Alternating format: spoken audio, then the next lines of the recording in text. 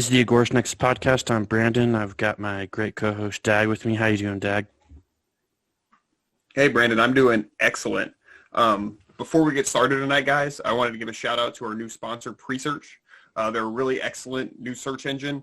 They function really well. They don't spy on you. You earn crypto just for doing searches, and they have a really cool advertising program called keyword staking.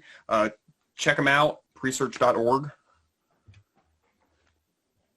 Cool. Yeah, and you can also do different searches on there. So if you still wanted to use Presearch, but you wanted to use Google, they've still got the ability to change search engines as well. So I know that we're sponsored by them, but we wouldn't have taken the sponsorship if we didn't really believe in the project. So with that said, we've got a great guest. I consider him a friend. I've had him on a couple times before. The great Rafael LaVerde, crypto vigilante. How you doing, Rafael? I'm doing good, Brandon. Thank you for having me. I'm happy to be here, like always. Yeah, of course, man. Thanks for coming on. So, crazy crypto market, huh? Very crazy, right? I think it's only going to get crazier as time goes on, and we see people, fall more into despair. And once they realize that they are in the traumatic, abusive relationship that they're in with government and with the powers that shouldn't be, right? And I think people are rapidly having a rude awakening right now. So, yeah, it's gonna get better. It's gonna get interesting, to say the least. For sure. Yeah, I just tweeted out. What did I say exactly? I said, slaves hold fiat, free men hold crypto. So I really believe that. So yeah, we're moving into a new age. So let's make sure we persevere, and let's make sure that as many people get their hands on crypto as soon as possible, so that they're ready for what's to come. Yeah. So do you think this is just kind of like a normal?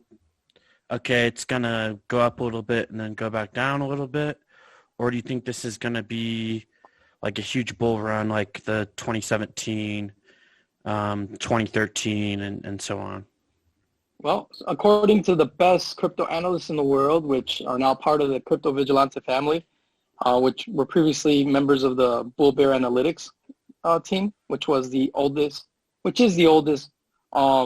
crypto newsletter in the world from 2010. Bull Bear Analytics has been publishing on the Bitcoin Talk forum since then. According to what our technical analysts are saying, by far, they are seeing deja vu right now. They are seeing the same patterns that we saw in the past. And so, yes, you can definitely expect for 20,000 to be not the next all-time high, for sure. Cool. Yeah, I appreciate that insight, man. Yeah, Bull Bear Analytics looks cool, but I like Crypto Vigilante myself. But Thank you.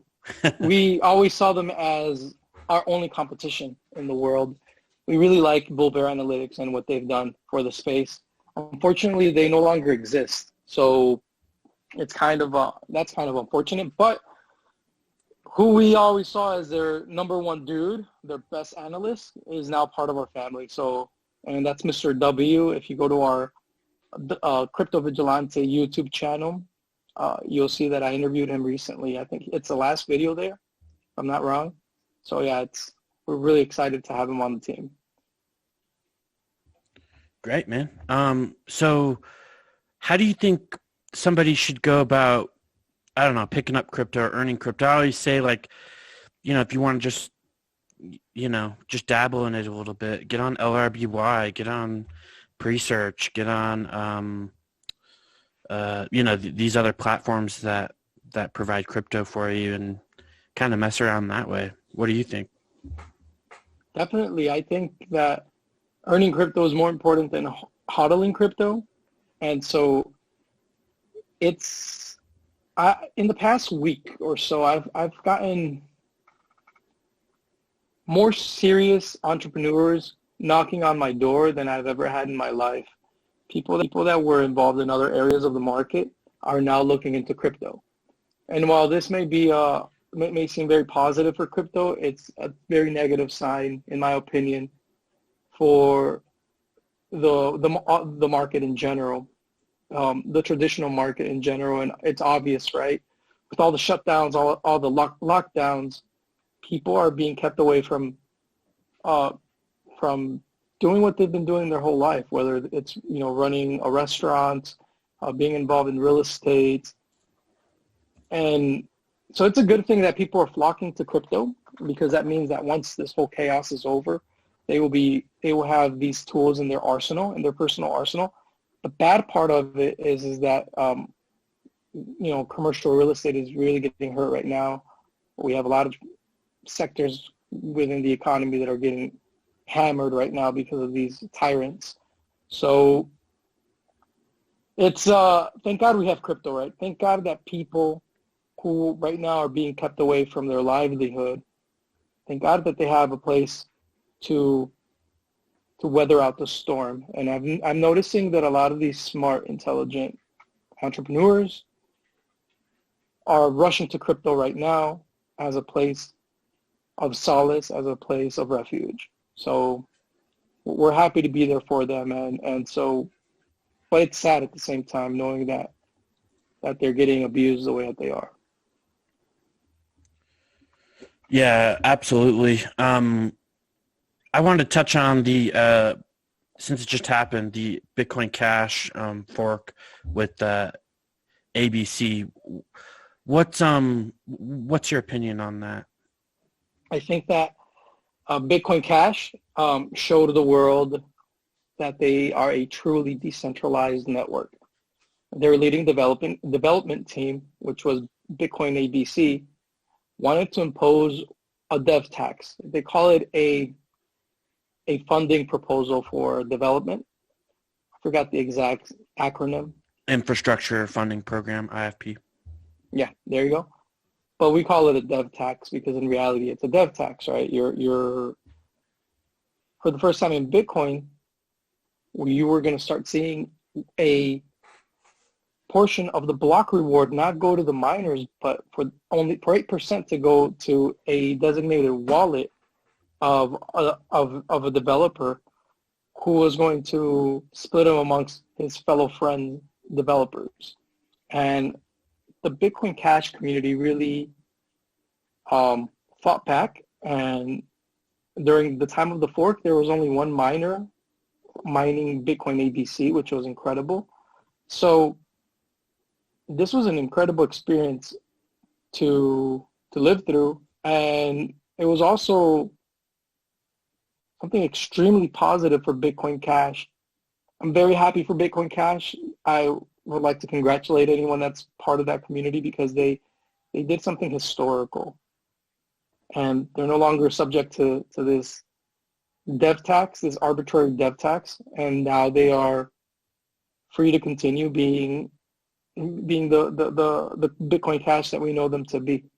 Hopefully, I encourage them, and hopefully, I hope that they end up using this opportunity to set a precedent within Bitcoin Cash in that the market and miners themselves have the liberty to do as they please with the Bitcoin Cash blockchain. So if in the future there's a proposal from some entrepreneur or some miner, and some miner accepts it, to have some sort of application run on the Bitcoin Cash blockchain, I really do hope that there is no contention against that, right? If it's an entrepreneur, risking his work in the market to create an application using the Bitcoin Cash blockchain as their back end, and if there are miners out there within the Bitcoin Cash ecosystem that would also like to partake in the transaction fees of given endeavor, there should not be any centralized body of anything, developers or whatever, to tell people how they should or should not use the blockchain. So Roger Ver actually proposed a funding plan for these types of projects and startups. Unfortunately, some of the same people that proposed a dev tax were against it, and they called such endeavors spamming the blockchain. I don't consider that a spam. I don't think anyone should be saying that that is spamming the blockchain, because no one should be dictating the market what the market should accept or not accept. That's for the market to decide, not for individuals to dictate to the market what is proper or improper for entrepreneurs to do with their money, or what's proper or improper for miners to do with the blocks that they mine. So hopefully they take it to their logical conclusion in that, and in that way, a Bitcoin Cash can prosper even more. Yeah, absolutely. And it looks like they are. It looks like Bitcoin Cash. I mean, Bitcoin ABC hasn't been getting any hash power, and for those forking, it seems like they've had a hard time being able to get their coins because of it. The split coins, and Bitcoin Cash's price has only increased since then. So I feel like there's, still a lot of confidence in the Bitcoin Cash network. I agree. And it's not just confidence. There was an actual triumph, right? They actually succeeded in wearing off an attack on the network. If you properly see it as that's what it is, right? If someone wants to impose a dev tax on the network, I mean, you've never seen that in the history of Bitcoin. You've never seen this. So it's definitely something to be happy for. It's something to be hopeful for Bitcoin Cash, and it's something that they overcame. And I think they have a bright future ahead of them, as long as they can continue with that free market stance, and as long as they get out of the way of the market, they'll be fine, I think. Right on. What did you have, Dag? Sorry, I cut you off there.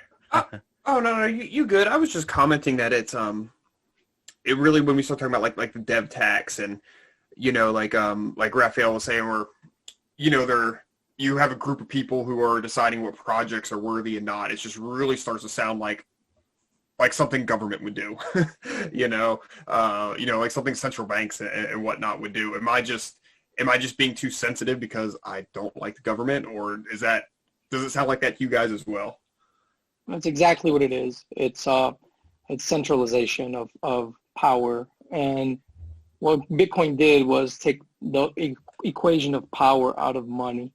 And when people start trying to dictate what you should or you shouldn't do with your Bitcoin, or what you should or you shouldn't do as an entrepreneur, or what you should or shouldn't do as a miner safeguarding the network, whose incentive is to protect the network, who has the most to lose in the network. The moment you start to get dictated on these things, you definitely are dealing with central planners. And now the ironic thing is that these central planners will tell you that they're doing so in the name of decentralization. So to me, I see this as another more technocratic socialist cop-out. It's kind of like how the socialists say, well, we're here to save you for the sake of equity and equality, or whatever BS they say. It doesn't. No, we don't need you. And so these guys would say, in technocratic speak, they would say, we need central planners for the sake of decentralization, and that's wrong. The market is the best system for decentralization, and that has a name. It's called competition. So true, I don't like the word decentralization. I think that's ridiculous. It really doesn't mean anything, because what you're really trying to grasp at is the concept of competition. That's a capitalist concept. And if you don't understand capitalism, then you are going to try to control the market or engineer it so that it mimics what capitalism actually offers, which is a competitive free market space. When everyone is able to compete, then you don't have to have anyone dictating, we need such and such amount of people competing at all times. I mean, does that sound weird? We must have 20 people competing in this area. Wait, to start off, why should we compete? Is it profitable? And why is the number 20 the number that of optimal competitors in the market? Why not just let the market decide? What if the market says that for a given sector, having 10 competitors is good enough so that you can get a real good competitive product? Or what if 500 people, 500 entities is enough? Who knows? Let the market decide. So, yeah, you hit the nail on the head, Dag. It really is a problem of central planning that has crept into cryptocurrency. And yeah, I think that's one of the biggest problems in crypto, if you ask me. They wouldn't say it though. Because, I mean, it goes against their propaganda of saying, oh, we're for decentralization, but you're still central planning for the sake of decentralization. So, right, and the thing too is that that it's like, why do you have to mess with Bitcoin Cash? Why can't you just make your own token or whatever and say, hey, this token helps our development team, instead of forking off the blockchain? well, why does a socialist who thinks he knows better than anyone else in the world, why don't they, if they know so much better than anyone else in the world, why don't they start their own company and make a lot of money and profit and provide awesome service for everyone, an awesome service for everyone in the free market, instead of going into government and stealing people's funds through taxation? Why do they do that? Because they're really not that smart, man, because every socialist wants to live off other people.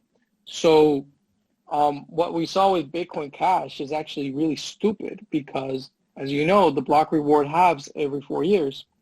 So the block reward really is a subsidy, and you have to see it as such.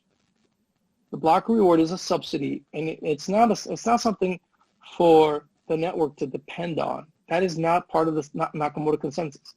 The block reward subsidy was something to get the market going, but it's not something for miners to solely rely upon. There should be a strong network within the given blockchain so that miners can scoff off the block reward if they need to, because they're making so much money from transaction fees that who cares about the block reward? That should be the mindset. The people covet the block reward because, number one, they don't have the ingenuity to actually create capital on top of the blockchain. A lot of these developers are not entrepreneurs; they're just engineers, and they're not capitalists. And a lot of people, from my experience in crypto, are very economically illiterate. So, yeah, I mean, it's ridiculous, but it's the truth. And I myself wouldn't call myself an economic master by any means, because that's something that I see myself as a constant student of, and like to work with someone like Ed Bugos, I would say, wow, Ed Bugos is competent. He's someone that is very competent in economics. I feel like a noob when it comes to economics in front of someone like him. So to have that fatal conceit, that presumption that you know better than the market, and you're talking about protocols and networks that are to supplant the existing system, and that you are going to come in and say that I know better than the market, and I know what is best for the cryptocurrency, and I know how to dictate and run this market. That person is talking like a central planner, like Ben Bernanke, like any Federal Reserve chair. They're talking like a bureaucrat. And that's what you've seen. You've seen a lot of these technocrats arise. And I think Bitcoin Cash just proved to us that Bitcoin Cash itself has the capability of freeing itself from anyone that wants to take over the network. So yeah, I'm rambling a little. I don't want to talk anymore. I think that's kind of what I think that's kind of what happened with the original BTC BCH fork, Bitcoin Cash forked off from BTC because it wanted to free itself from Blockstream and Lightning Network. You know. Yeah. So it was the same. It was a similar situation, right? Blockstream were the centralized group of developers that thought they knew best what was best for the network. And instead of having a more Hayekian approach where everyone comes into the market and experiments with different ideas, they did not allow that. And they ended up becoming an authoritative figure within Bitcoin BTC, which ended up splitting the Bitcoin network in half. And you had big blockers and small blockers, right? And small blockers are now still part of BTC, and obviously, and big blockers are either when Bitcoin Cash or Bitcoin SV, right? So it's what happened, and it's okay. I think I for a while there I was kind of upset that this had happened in Bitcoin, but I understand now that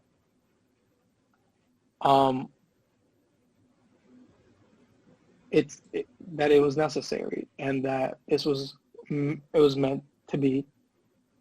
Things were supposed to go this way, because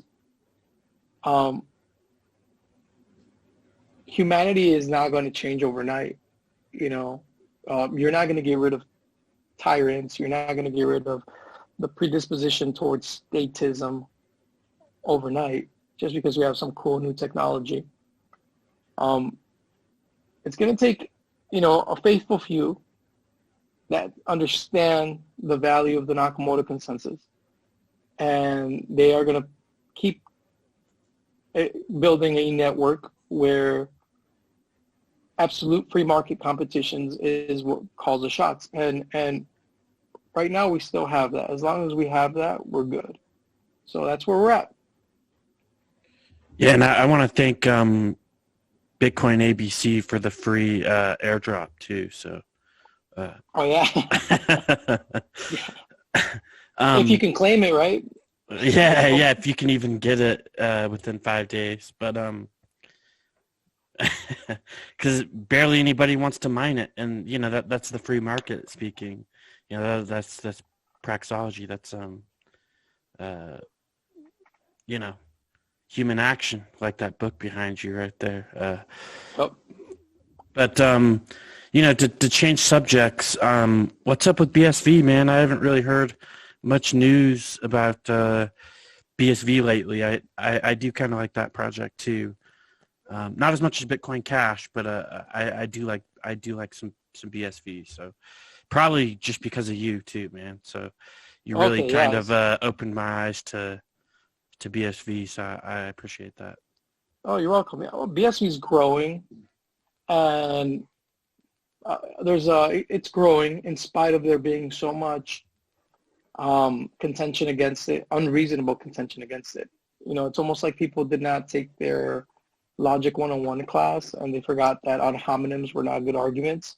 So people just focus on the personality of Craig Wright, on the personality of Calvin Ayre, and they're just people. But there's a lot more than that to Bitcoin SV. There are a lot of amazing projects. Honestly, for me, I mean, when I look at the startups that are coming out in crypto, those that inspire me and give me most hope are within the Bitcoin SV ecosystem. And the reason why is because it is the sibling chain of Bitcoin that has never gotten in the way of market demand. And it is a chain where the ideals that I hold dear of the Nakamoto consensus are respected. There's, again, a lot of misconception regarding Bitcoin SV, and people watching this right now may be confused that I'm even talking about it. How is it that an anarchist from the crypto vigilante talking about this? And it's, well, because I understand it, guys. It's that simple. I understand it, and I know that with Bitcoin SV, you as an entrepreneur can actually use the blockchain as you please, as you want. And that might sound like a crazy idea to some, but you should be able to use the blockchain however the hell you want. And if the market accepts your use of the Bitcoin blockchain, then, and if the market accepts it, if the miners who are like the oracles of the market, right, for Bitcoin, if they accept the transactions of your startup, then who's anyone else to tell you that what you're doing is wrong or spamming the network? That's ridiculous. Yeah. So Bitcoin SV is really it's been, I think it's growing a lot in the area of applications. It is in my opinion the purest form of Bitcoin, because it is the original Bitcoin protocol at scale. And Bitcoin SV is proving all of its naysayers wrong every single day. Every single day they're proven wrong. And whenever I hear critiques or arguments or anything that is against Bitcoin SV, it's always just the most obscene ad hominem things. Even when it comes from supposedly smart people, like they were saying that multi-sig wallets and Bitcoin SV, the Bitcoin SV is insecure, and it's the lack of they're so disingenuous. Like there's so much hate towards BSV that it really boggles my mind.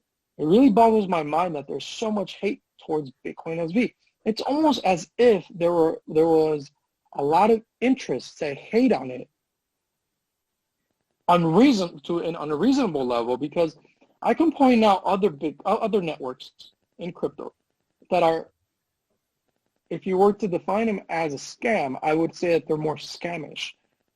Whereas Bitcoin SV, the only claim of it being a scam is in reference to one individual and who they claim or who they do not claim to be. But that is, most people in BSV don't really care about that, to be honest. Some of the most important projects in BSV have nothing to do with Craig Wright or Calvin Ayre.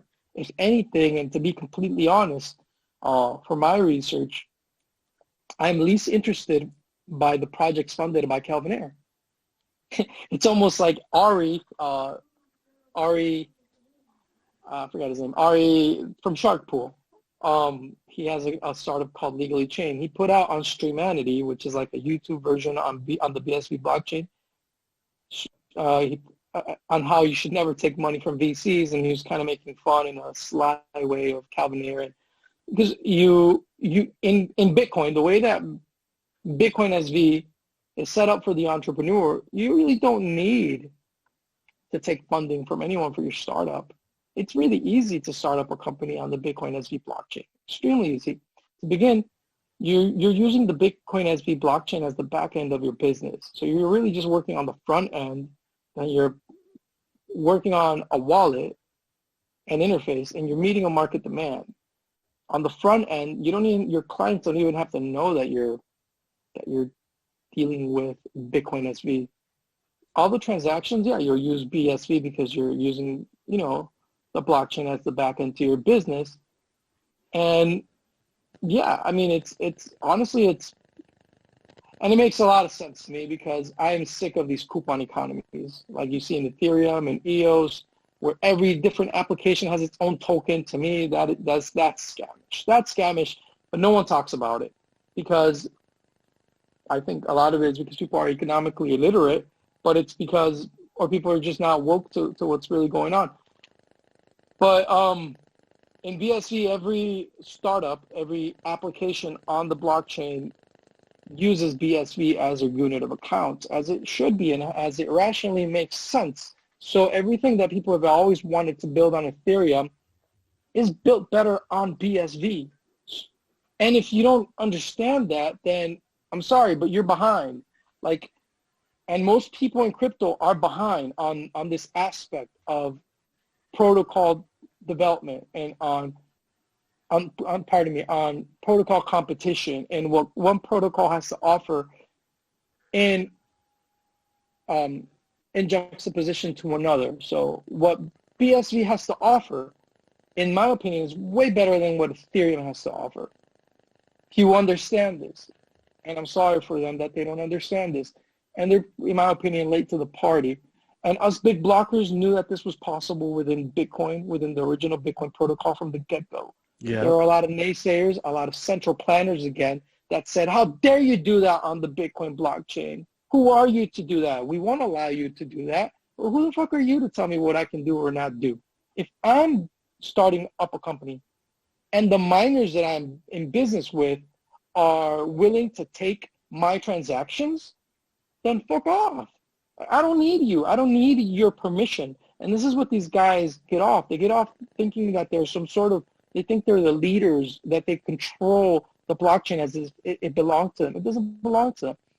So you can talk all the smack you can want about Craig Wright and Calvin Ayre, but they're never telling anyone how they should or shouldn't use the Bitcoin SV blockchain. Sure, they have opinions as to blah, blah, blah, and they're very, you know, they're objectivists, right? They're very Randian, so they don't have a problem using the law, to government law, to settle disputes. But in terms of how an entrepreneur uses the blockchain, you can use it to store data, as to use for payments, whatever, for an application, for your business. And it's that freedom which is attracting a lot of people to BSV. It's that freedom, and it makes economic sense again. You're using the same unit of account in the same network, the same blockchain.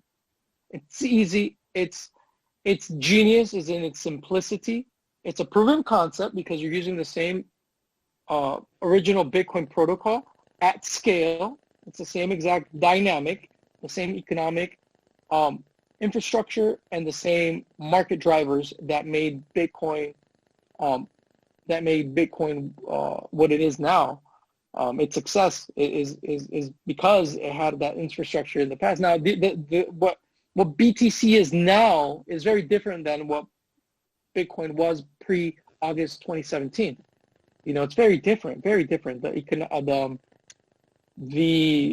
economic incentives are completely different with Segwit. They're completely different. You're actually playing a whole different game. They change. It's like we're playing rugby, and like halfway into the game, someone changed the whole rule set. And now a goal means something else, and you need to earn this and do that, and then there's people on another field playing for you, and it's a whole different game, but you've been winning the game up to halftime, and you still are carrying that momentum into halftime, into the next, period, but you're playing by different rule sets now, And so the goals that you made then don't necessarily count for the future. The future is going to ask you to score your own points. And so I see BTC having challenges in the future. I see BSV being an underdog because of all of the BS that people have against it. But I'm very confident in BSV, and the fact that Bitcoin Cash was just able to do what it just did makes me very optimistic regarding Bitcoin Cash, and that Bitcoin Cash could actually become a real competitor to BSV in everything that I just spoke. Everything that I just spoke about is possible within Bitcoin Cash if they do things right. Then again, they've changed a couple things that maybe make it difficult, but because it's changed. They really did change their protocol as well in their last upgrades. But it's still possible that Bitcoin Cash be a competitor to BSV, but I think BSV in its scaling, it's remained very simple, and its ethos of having a fixed stable rule set, a fixed stable protocol, make it extremely attractive to anyone that wants to build on a solid foundation. Right. Yeah, I really like I really like both those projects, and I definitely agree with you on both those. I want to switch gears to Monero. There's an article in Cointelegraph that just came out that's titled privacy coins no more? ? CipherTrace file patents for tracing Monero transactions. What's your opinion on that? That's all just bullshit. The reality is that, yeah, it's all BS. If you guys really want to understand this, there is the Breaking Monero series. Again, it's called Breaking Monero, like Breaking Bad, but it's called Breaking Monero on YouTube. And Justin Ehrenhofer and I forget the name of this Monero beast, Sir, gosh, just said it before starting the meeting. They talk about everything that CipherTrace is attempting to do. CipherTrace has only been able to make probabilistic claims on ring signatures. That's not something to worry anyone about unless you're doing something illicit and you're also using exchanges. So if you're using an exchange, someone who's doing something illicit shouldn't be doing something with the same wallets that are connected to exchanges, if you know what I mean. If you understand what I'm saying. So yeah.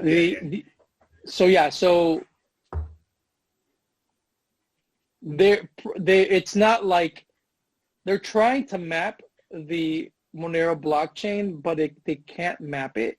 They can only make probabilistic claims based on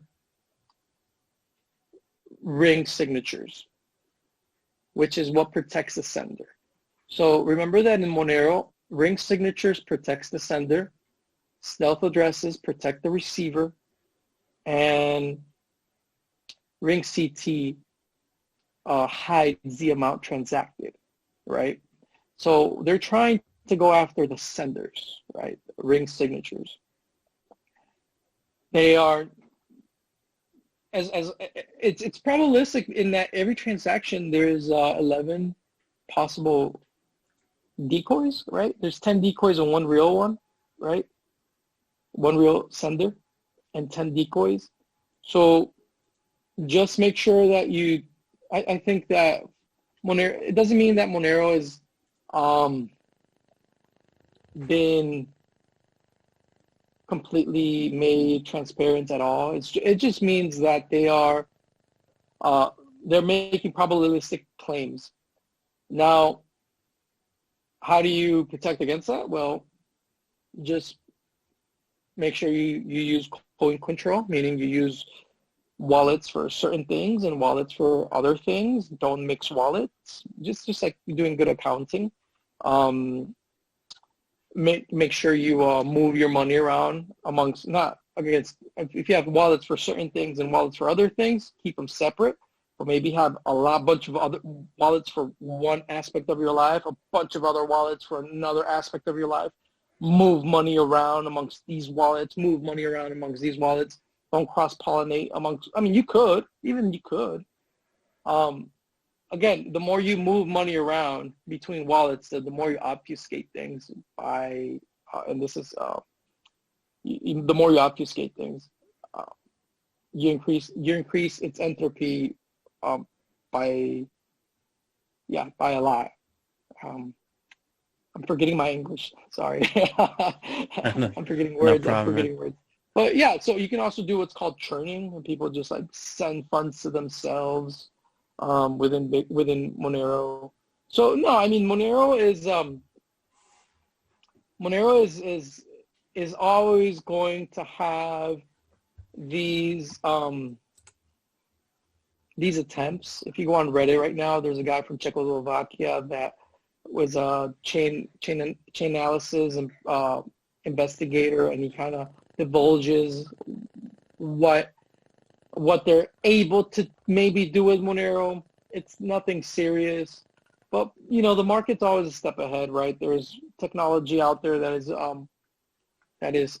ahead of what Monero has to offer right now, and we're embracing that too. It's not just, Monero's not the only one. So yeah.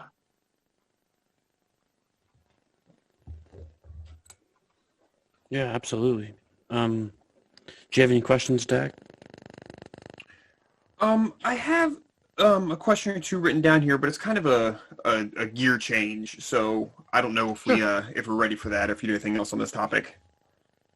Yeah, man, Well, Rafael could do it all, bro. So, yeah, whatever. I mean, honestly, if you guys are concerned about the CipherTrace FUD, just go on YouTube and go to the Breaking Monero series. Watch those videos. Literally, CipherTrace, what they're doing is copy pasting everything that these guys are saying on the Breaking Monero series, and these are things that we've always known. Like privacy is not something that it's either like an off or on switch. Privacy is within a spectrum, right? Where you are extremely private on one end and extremely transparent and open on the other end. So you're never going to be completely private, but you are always going to be around here, right? You're always going to try to be as private as possible. So as blockchain analytics becomes more sophisticated, so will the cryptographic means of making sure that you have fungible cryptocurrency. So this is going to be a cat and mouse game forever, guys. And the way I see it, we're always going to be ahead, because there is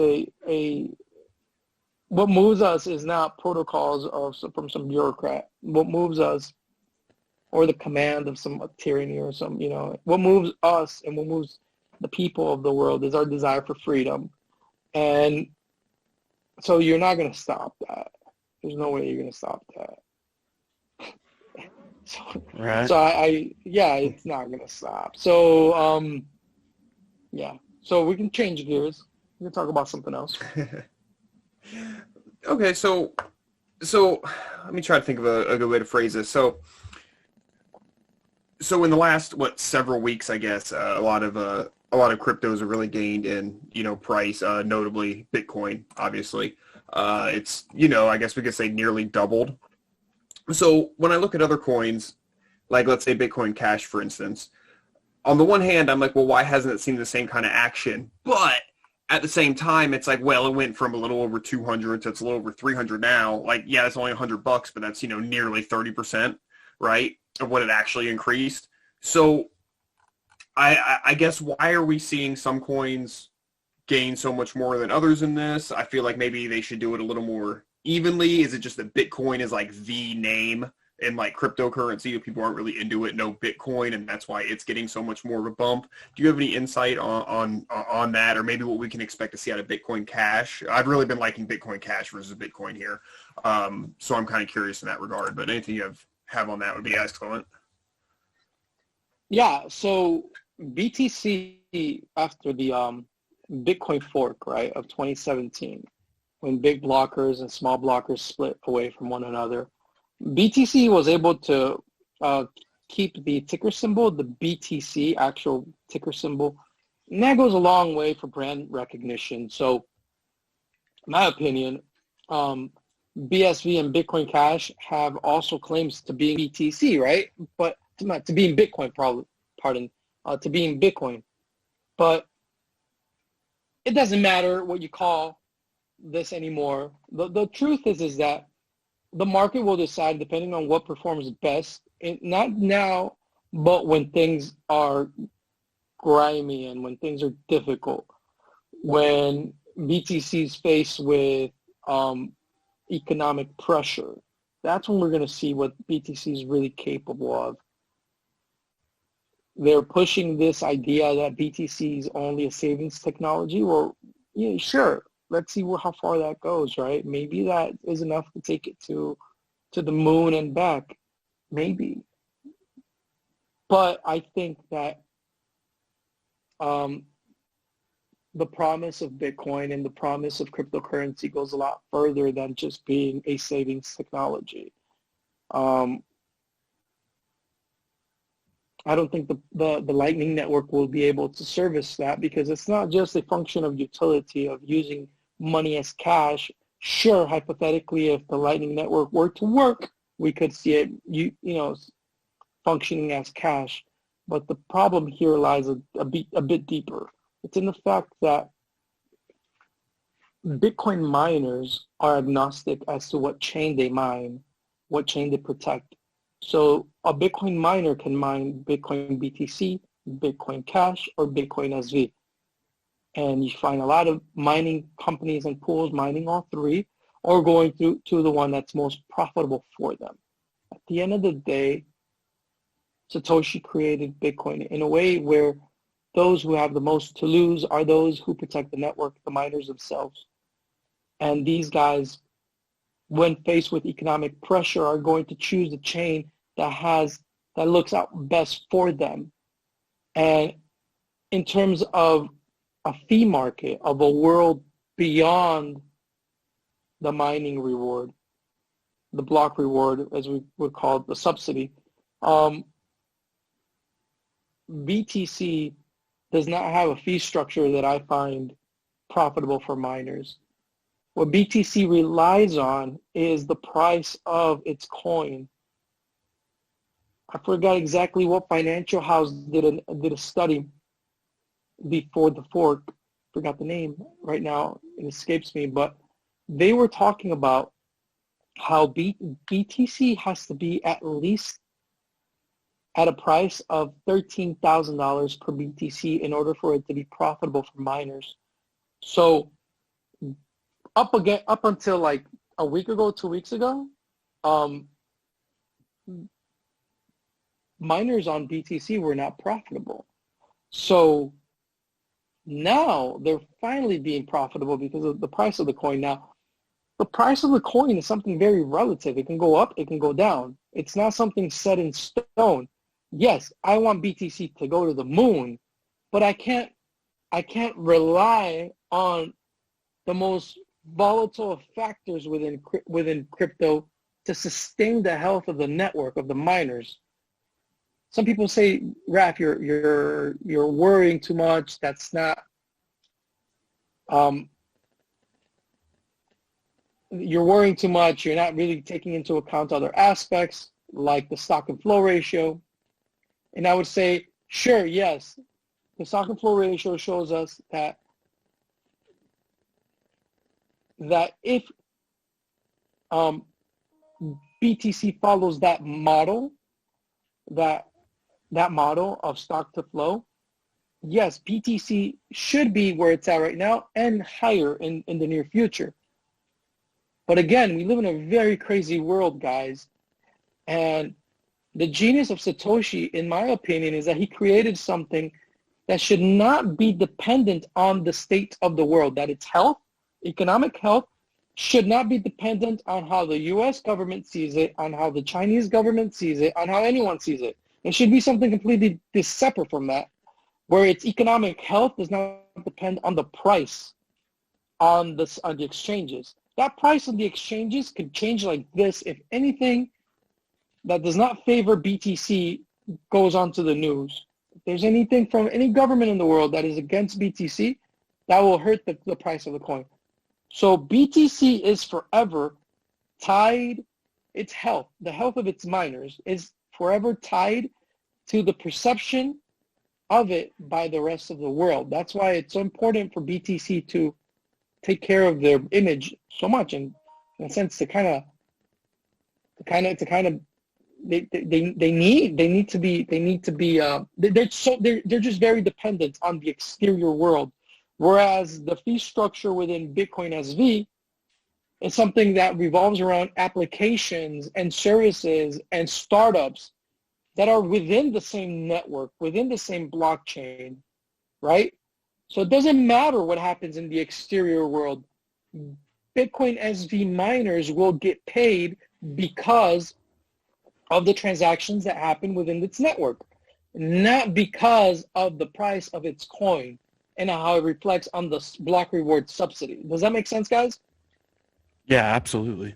So that's the future. So. Those are two competing futures that we have for miners. One where the health of the miner depends on how the world out there sees Bitcoin, and the other one, which is the BSV worldview, the big blocker worldview, it says, fuck how those people see us. We are an economy that's growing and that is profitable, and then we take care of our own, right? And right now, yes, we're smaller, but if you are a miner, as a miner, I would love for there to be other versions of Bitcoin competing for my future business. And so I think any logical miner sees that, and they like that about BSV.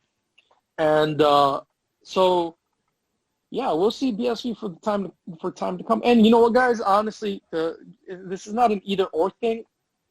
My perception of this is becoming one where I see BSV and Bitcoin BTC and even Bitcoin Cash growing into a symbiotic relationship. And this is something that people don't kind of understand because, again, they just look at what's apparent. They don't look deep. Right now, everyone's still like, oh, you suck. No, you suck. We're better than you. No, we're better than you. But the reality is that we are already in a symbiotic relationship. The people that run every one of these blockchains are the same people, are the miners, the same computers, the same specialized hardware runs Bitcoin SV, Bitcoin BTC, Bitcoin Cash. So I think that this symbiosis between these three chains will help each other out, and we'll have a healthy mine. We will have a healthy mining industry because we have this symbiotic relationship, right? So I think that's where we're at, and I think that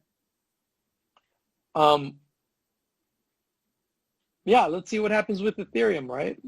Ethereum right now is about to go into their 2.0, and this is the promise. They're about to deliver on what they've been promising for many years, and let's see what happens. I'm excited to see what happens because, in my opinion, the economic structure and the technical structure of BSV is superior in doing what Ethereum wants to do.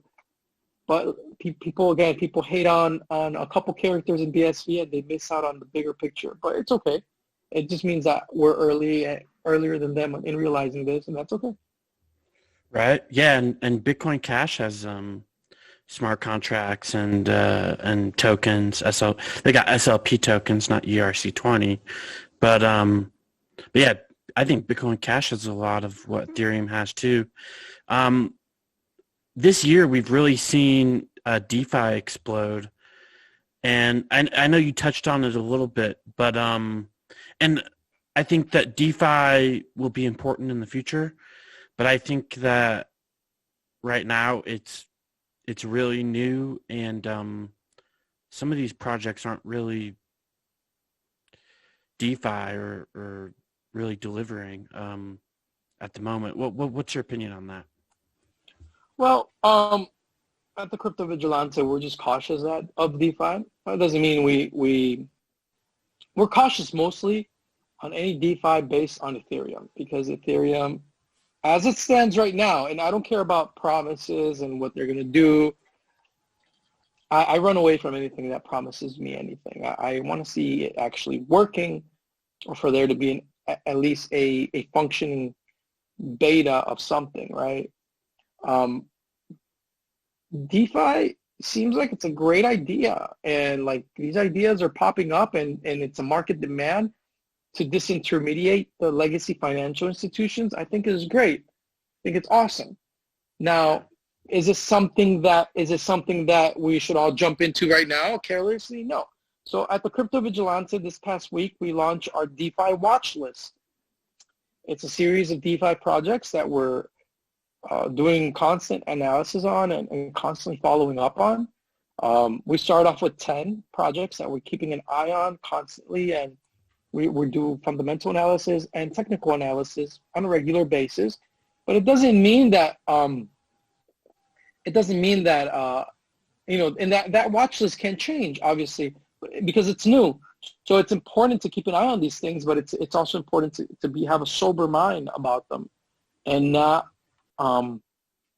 get overly excited, because as we saw with the ICO bubble, the ICO craze, people got a little bit overexcited with things back then, and people learn from those mistakes. But there's a lot of new people coming into crypto right now, and it's important for them to have a guide as to what's happening, what's going on. And yeah, these projects look good, but a lot of it depends on Ethereum 2.0 delivering, right? And just think about all these applications and decentralized applications on Ethereum right now that are going to have to make that transition to Ethereum 2.0. There's a lot there's a lot at stake with Ethereum right now. And so these DeFi projects for the Crypto Vigilante, they're not part of our portfolio right away. They're part of a watch list that we created. So they're not part of our portfolio. They could be in the future, but right now they're part of a watch list. We're just keeping an eye on them. That's it. Great. Yeah, great knowledge. Yeah. I'm definitely kind of, I'm definitely where you're at pretty much. I want to see him deliver, I'm tired of talk. So, but yeah, it would be great to see your list. And if anybody wants to see that, make sure you, subscribe to their newsletter, the Dollar Vigilante, Crypto Vigilante newsletter. Let's switch over to projects like Dash.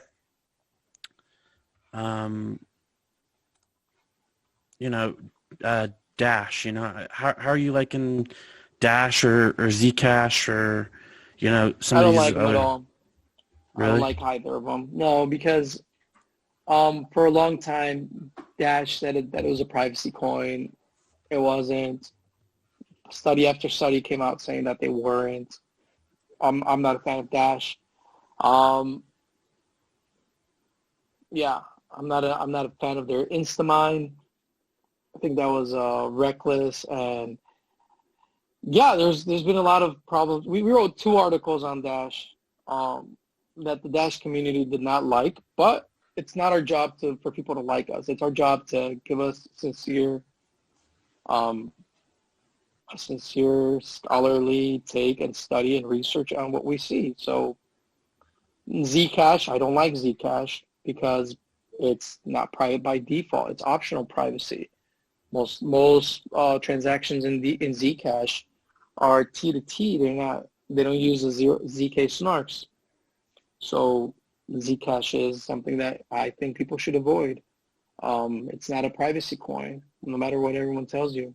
Right. Yeah, and if you could see 98% of the transactions, you can probably figure out the other 1 or 2% or whatever. So, yeah. Exactly. Yeah, you're every time I hear you talk about crypto, I'm like, man, this guy's spot on with what I think too. Thanks. Yeah, bro. Great minds think alike, I guess. So,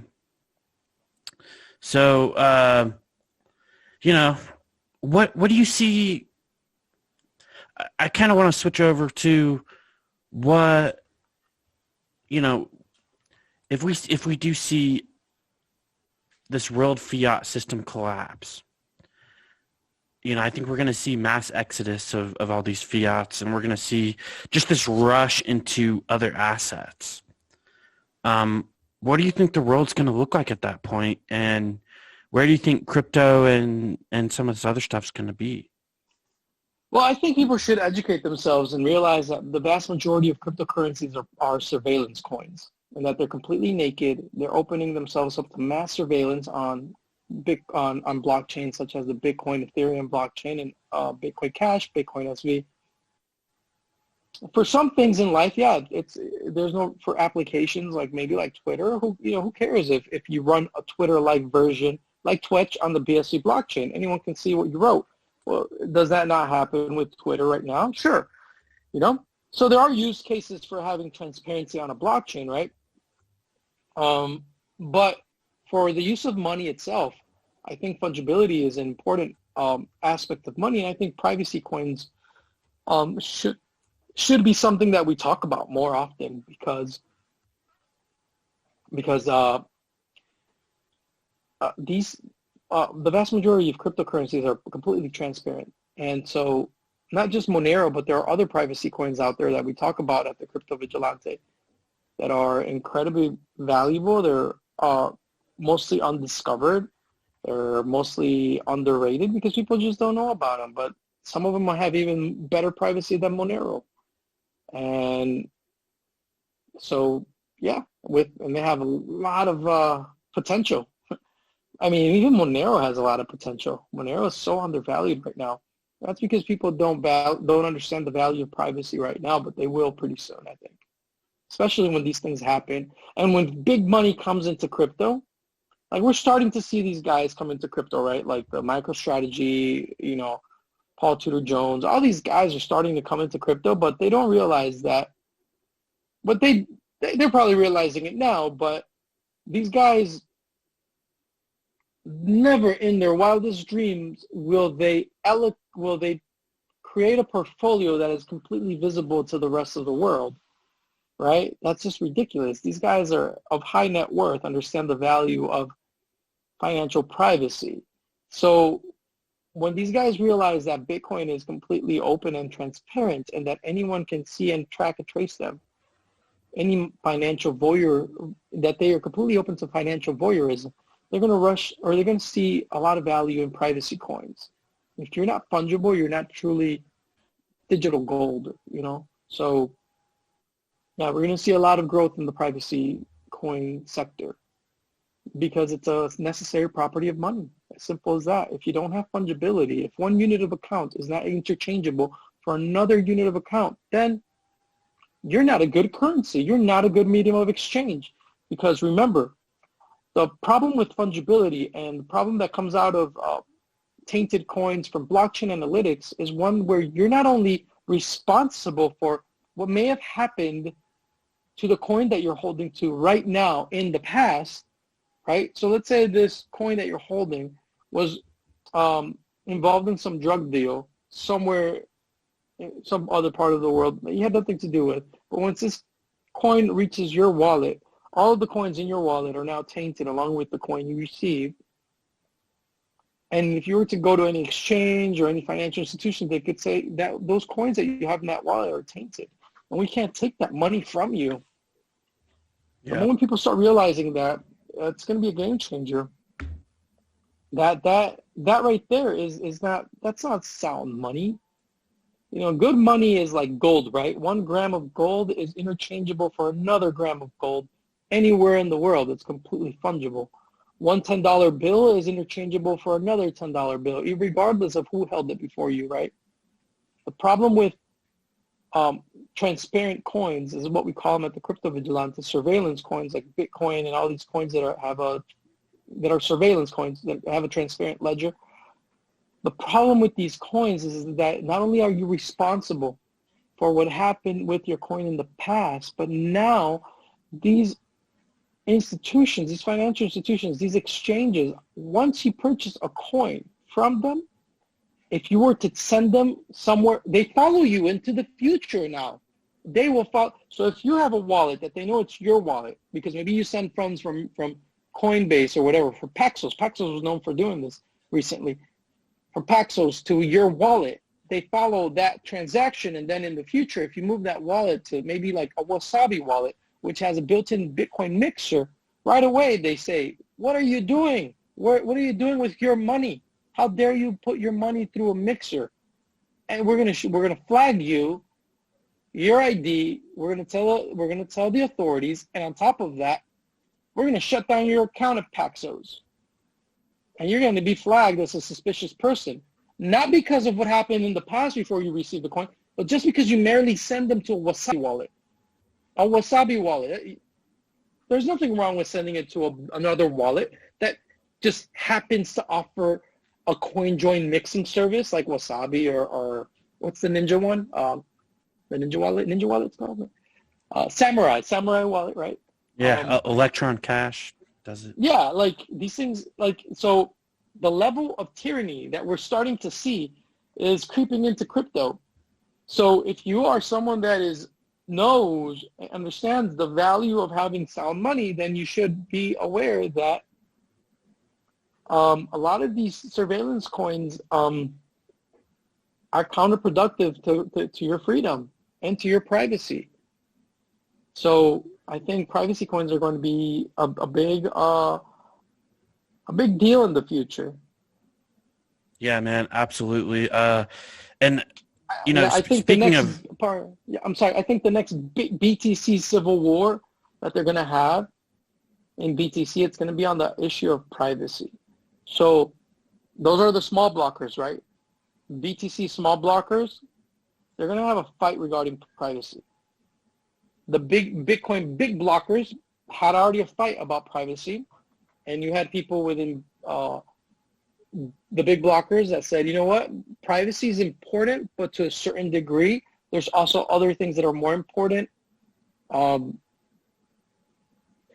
they see other means of achieving privacy in the future to a certain degree, but not anonymity, and that's BSV.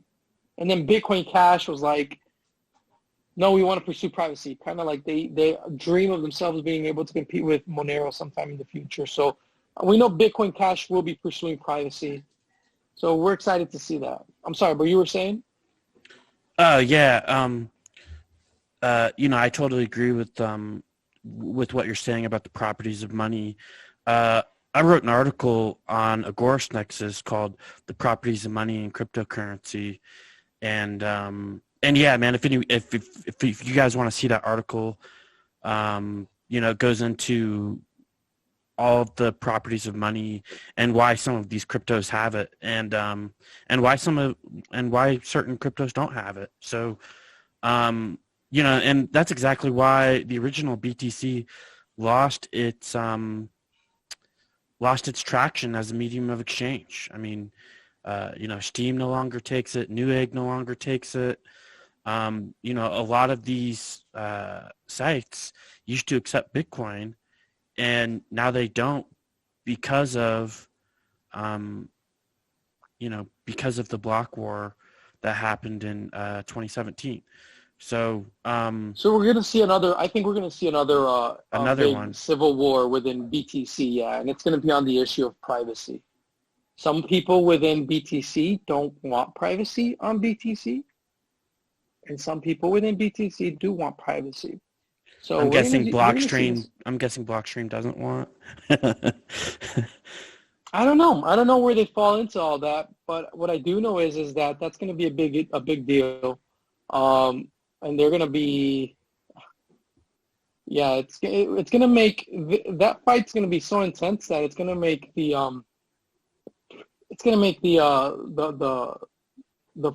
fork that we had between big blockers and small blockers seem like a petty argument. I think it's going to be that big of a deal, because as you can see, BTC is becoming the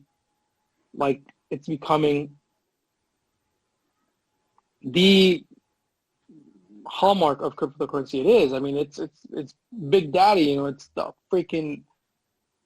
taking the lead, right? BTC is where it's what people understand Bitcoin to be. So if you ask me what Bitcoin is, my answer is that Bitcoin is a network of miners. That's my definition of Bitcoin. And I've yet to be proven wrong on that. Bitcoin is a network of miners because at a fundamental level, it's the miners that control the network. So right. What miners mine is Bitcoin to me, right? Whether it be BTC, BSV, or Bitcoin Cash. That's interesting. My definition would be peer-to-peer cash. That's my definition of Bitcoin. But you gotta read the rest of the white paper though, man. Not just the heading. No. Rafael LaVerde, everyone. That's funny.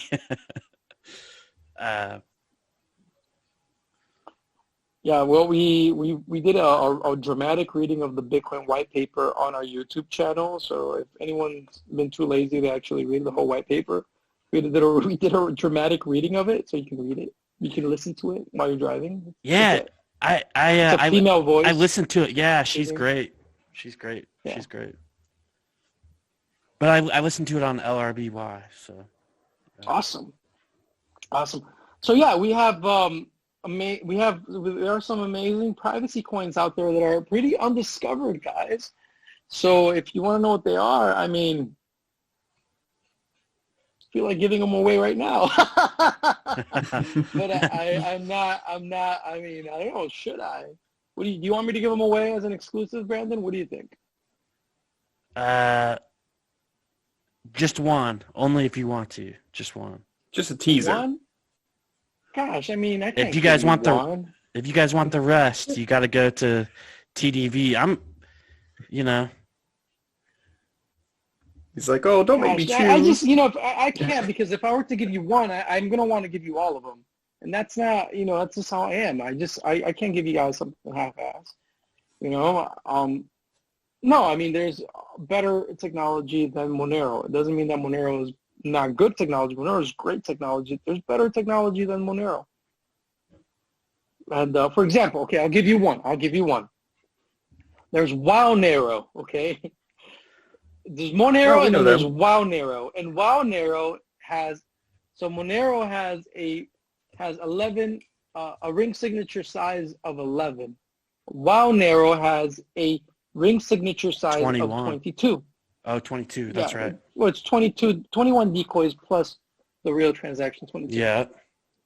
So, yeah. Yeah, we had So them you on like our. Monero. We had them on I our. love Monero. Monero is great. Yeah, we had them on our podcast. We had them on, and they were really cool. But everything was just with them was so, and this isn't talking trash. I'm not talking trash by any means, but everything with them was so goofy. They were like the meme coin, which was awesome. It was funny and everything. But so anyhow, I wasn't sure how serious, you know what I mean, to necessarily take that. No, it's legit, man. Okay, so they're a legit project. Awesome to hear you say that. Okay, yeah, they're a legit project. I like them. See, now I want to talk about the others. I like Monero. I think Monero has potential because of it being, more secure than Monero. And I'll give you that. We can talk. If you want to ask me about other ones, I can answer it. How about that? No, I like the I like the what's called the crack dealer method there. First one's free. Got to pay for the next one though.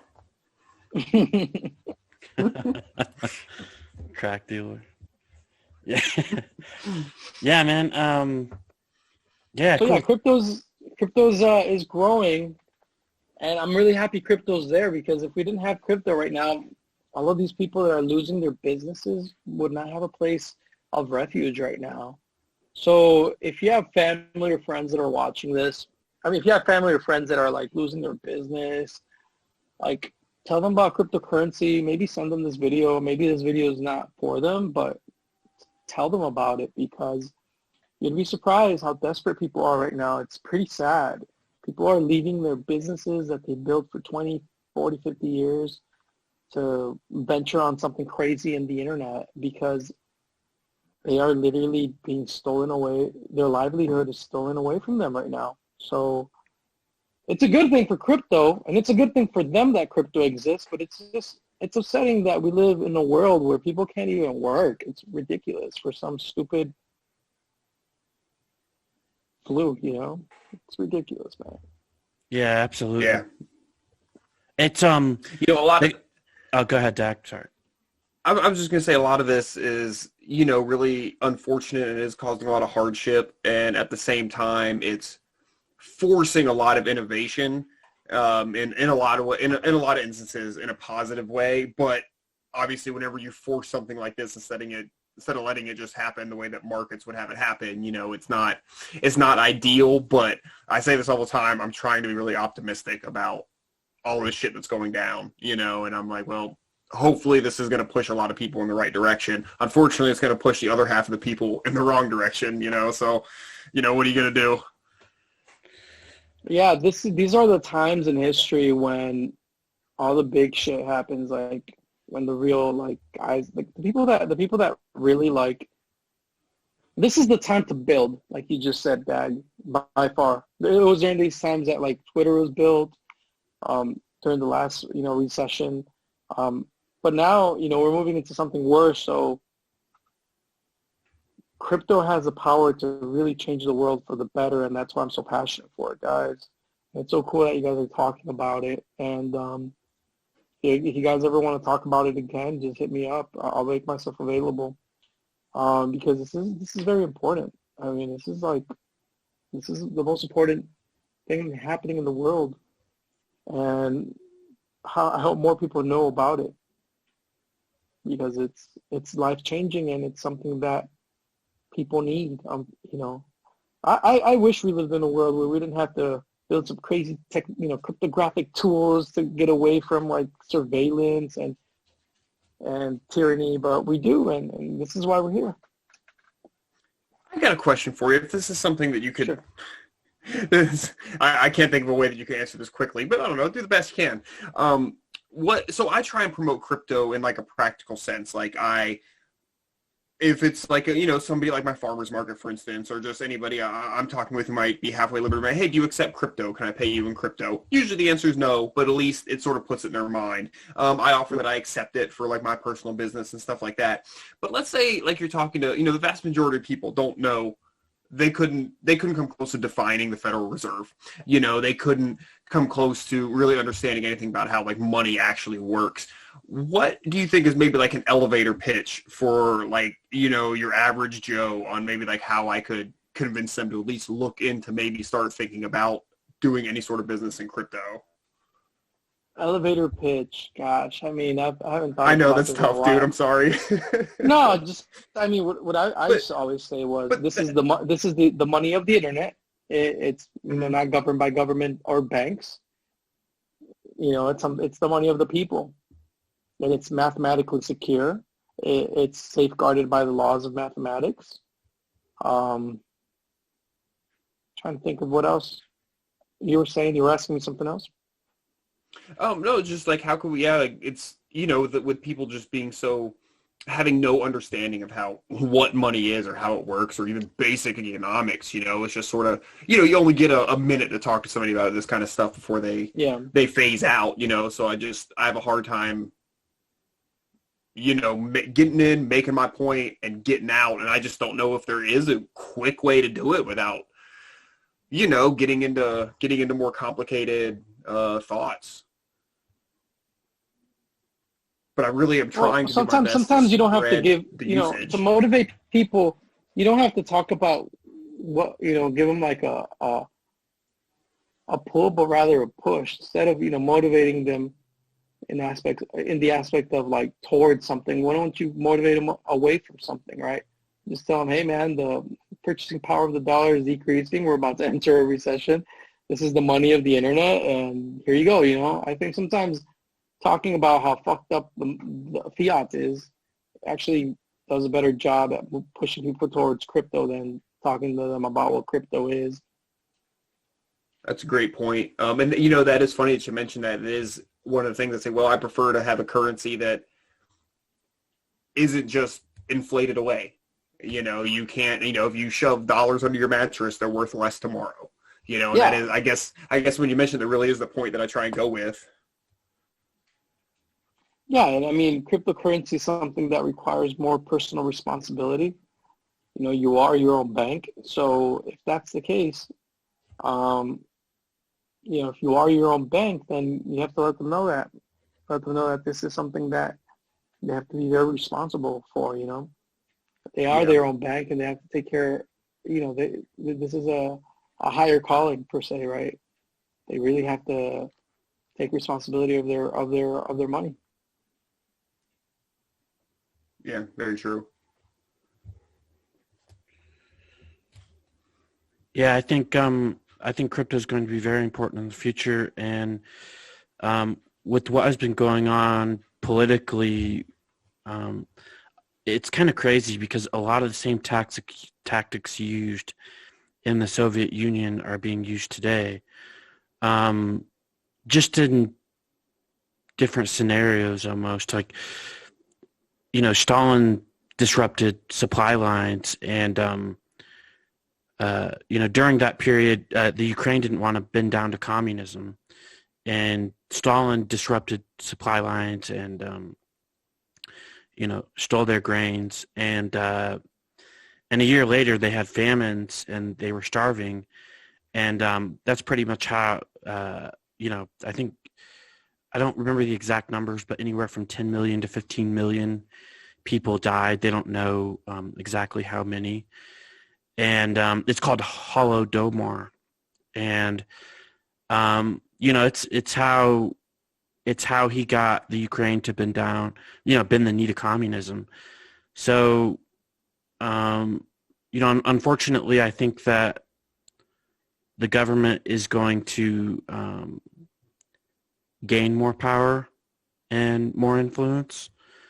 So I'm kind of pessimistic in that regard. You mean more than what they already have? That's scary. Yeah, it is. Yeah, absolutely. Wow. But I'm very hopeful because we have crypto, because there are truly free markets out there if you look for them. I mean, even on our site, we've got a directory of, people who love the free market. And crypto's that safe haven, and we could send it anywhere, man.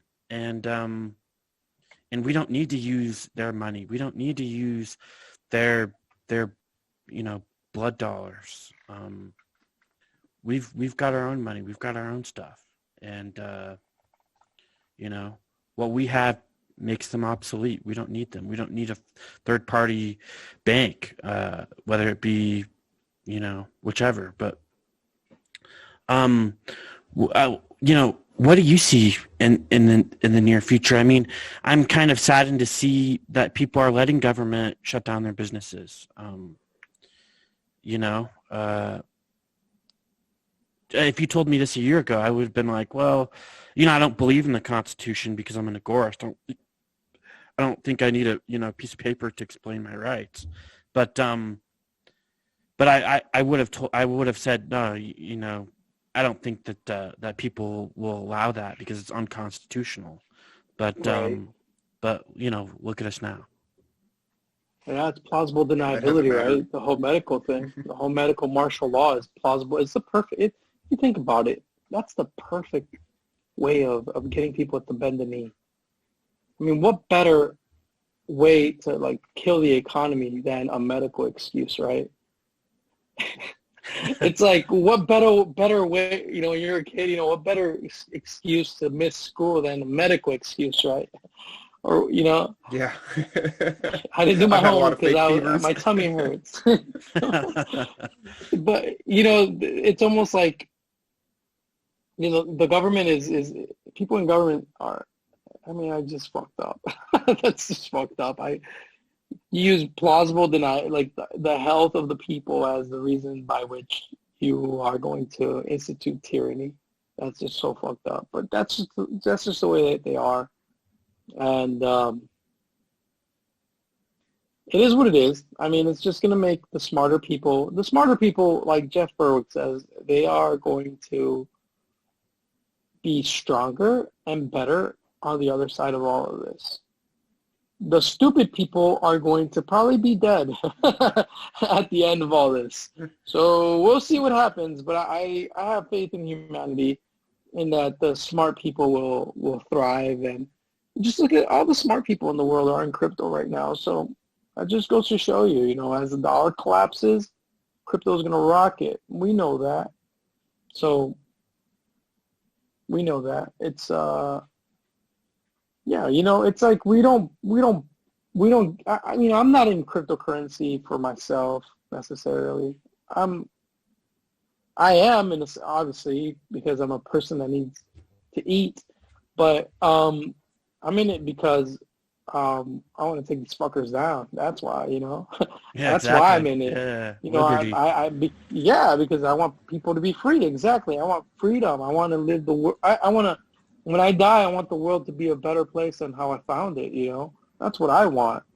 And I want good people to live good lives. I've been blessed with a good life, and I want to make sure that people have a better life after me. So, yeah, I don't, the crypto if I ever get crypto, it's not for me. It's for my grandchildren's grandchildren, It's for the future. And so it's not just about accumulating money, or it's about accumulating knowledge and passing that knowledge on, and how to be a good steward of that money, of that wealth, of real wealth, not just money. Money is not wealth. It's a representation of wealth, but it's real wealth is capital goods, industry, creating goods and services, having the capacity to be a good investor, to be able to manage resources effectively. That's wealth, Yeah, absolutely. Did you have any further questions, Jack? No, man, this was great. Just like a lot of our crypto episodes, I'm a lot of it's a little over my head, but I've just been enjoying learning, man. This is great. There was one thing I forgot to ask you. What are your thoughts on 0x? Because I know they're trying to do a bunch of stuff with. They're just a token, right? But I know that they're trying to do a bunch of stuff. 0x Monero, that one? No, just 0x. It's ZRX. Isn't that the exchange? Yeah, they're trying to do stuff with the decentralized exchange. Yeah. I mean, they're small. They're part of our portfolio. They're very small allocation, very tiny allocation of our portfolio. What about them? I mean, is there anything particular about them that you want to ask about? No, I was just curious, like what you thought about their what you thought about their project, if you knew anything. I mean, I thought it was interesting myself, but it's based on Ethereum, right? 0x, yeah, I think so, yeah. So again, everything that's based on Ethereum is something that we're cautious of because of the problems that Ethereum has had scaling. So what's happening in Ethereum right now is very it's something that we're keeping our eye on very closely, because Ethereum